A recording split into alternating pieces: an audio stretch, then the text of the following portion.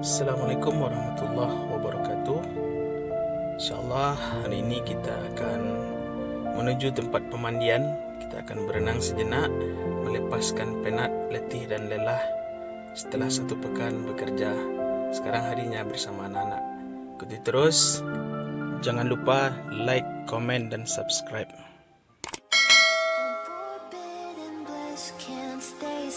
Don't stop that thrill. My bones crave your skin. Temptation within. Mistakes ignite the silence.